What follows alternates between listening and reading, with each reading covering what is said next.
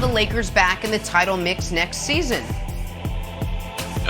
Yeah, they're pretty good. They have a good core. They struggled with injury this whole year. I think we can all agree on that one. Coming right back off from last season, which is no excuse. This is the name of the game. Coming off of winning the championship in the bubble and then coming right back in this season, I could only imagine. I'm pretty sure it was grueling. But with that said, they dealt with injuries. They really never got off the ground, in my opinion. And even when they were beginning to play well, that's when Bron went down with that high ankle sprain. And, look, they're going to have to get better. I think we all kind of saw them get stagnant.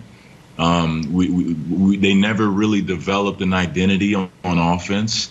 Defensively, everything was intact. They just have to add a few pieces, most likely, and really just get better at what they have. If they hadn't have run into all of these injuries, they'd probably still be playing right now. But with that said, I'm sure that LeBron is motivated. It's good to be motivated. It's good to be in a position you have never been in before because, that makes for a great offseason for training. Chris, when you watched the Lakers in the playoffs this year, LeBron made it clear. He was like, I'm out there. I'm not going to talk about the ankle. I'm not going to use it as an excuse. Did you look at LeBron as, he's the 60,000 minutes, year 18's finally caught up with him a bit? Or was it more his ankle ain't right? Like, what were you seeing as a guy who's played with him? Yeah, I mean, they're all a factor, right? I mean, we're getting up there in the years and minutes played. It's never been done before. He's played the most minutes in the history of the game, right? So that has to be a factor.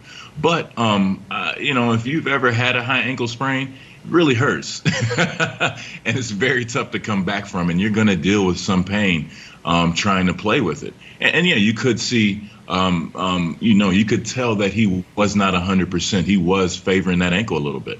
And he was still able to be a little bit explosive, score in the mid to high 20 points per game. Unfortunately, his team needed more. So I expect him to really take care of his body this year. I think they all need to get healthy.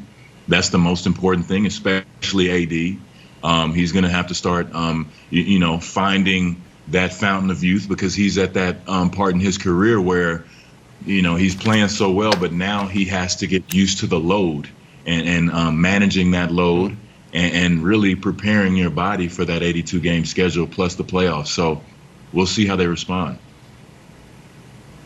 All right, Chris, we all like to play on prime time. Football players, we want to play in front of Joe Buck. We want to play in front of Troy. We want them calling our games. You guys, TNT, big time, prime time game for you guys, Shaquille O'Neal and the boys being able to cover the games. LeBron James, that's easy for us, right, to get up for prime time games.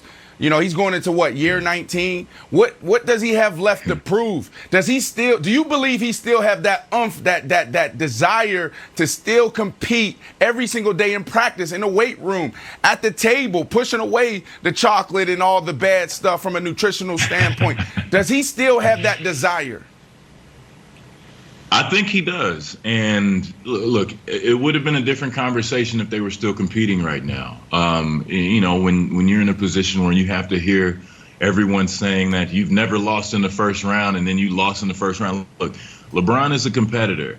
He doesn't like to, he does not like to lose. It's not fun. It's not a fun environment if you're losing. And so if he didn't have any fire under him, well, I think now he does. And you were saying it, Brandon, pushing yourself in the weight room. I write about that in my book. You have to take care of your body. He's built that up to a habit. And it's a great habit to have. Now it's just adding the extra fuel behind those workouts, behind getting your work done on the court and making sure you're being a great teammate. He's going to have to find that thing. And I think he's found it. And you know what? Let's be frank. He needs some rest. It's nothing wrong with rest.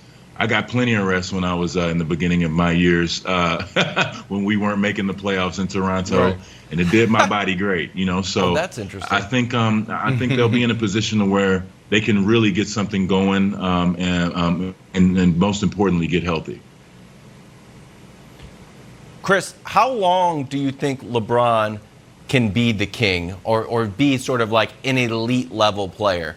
because one of the silver linings I thought of this Suns series, and oddly this high ankle sprain, was we got to see what LeBron looks like when he wasn't finishing at the rim, when he wasn't going to the hole and drawing fouls, when he's distributing and is like out on the 3-point line. And I thought, although it wasn't successful right now, I did think it was a little preview of that we could see LeBron at 40. Do you think he could play to 40 and have a Tom Brady-esque type career? I think he can, if he wants to. Now, as far as like playing at a high level, the number one option, that'd be pretty tough because that's so demanding night in and night out. But as he gets older, he can definitely be one of those guys, to give you sparks from time to time. He's always going to be able to be a distributor, and he's going to be able to get, 25, 26 points rolling out of bed. It's that next level. It's the 30 to 35 a night. That might be a challenge. Not to say that he can't do it, but it won't be as consistent as before because, Father Time is undefeated, right? So look for them to add. That's why I say look for the Lakers to add pieces, because if they can get someone else to kind of lighten the scoring load and the distribution, he'll be able to sustain his level of play for a little bit longer. But, at a very high level, the way he's capable of playing, 2 years, maybe at least one more year. I think that'll be an exciting thing because he's really getting into uncharted territory. I mean, MJ was at the top of his game at 36. LeBron is 36 now.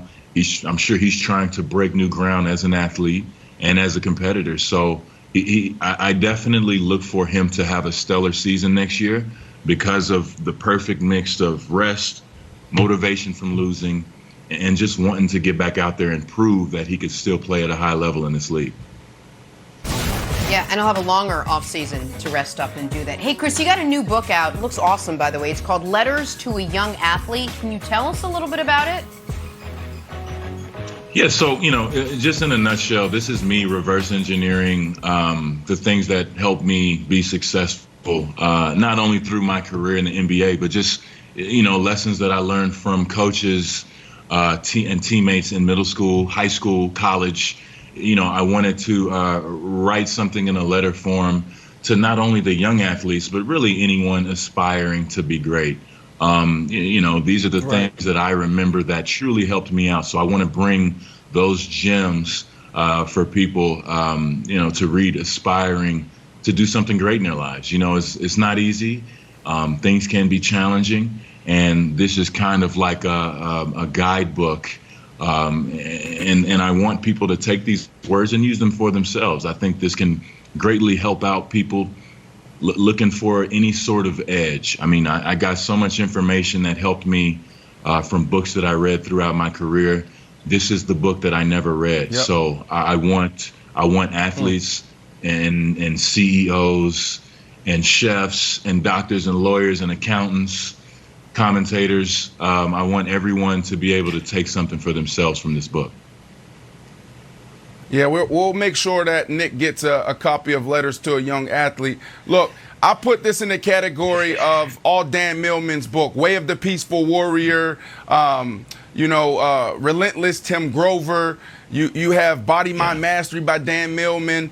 So I put that in that category, in that universe. I want to reference AD and try to draw some comparisons here, because in your book you talk about adversity, you talk about taking care of your body. Those are two things that I've been harping on all year. Adversity. He's dealing with, I think, probably the most adversity he's ever had in his career, going back to AAU basketball, going back to high school basketball. Injuries. We saw what his injuries did to this team. This team should still be competing. LeBron should be going for his 5th ring. So what can AD draw from your book to actually get him through this tough time that he's going through now? I write, one of my chapters is about taking care of yourself. And another chapter is called Don't Get Too High, Don't Get Too Low, and handling criticism. Don't let him get to you. He plays for the Lakers. There's a certain responsibility that comes and a certain criticism that comes with playing for the Lakers.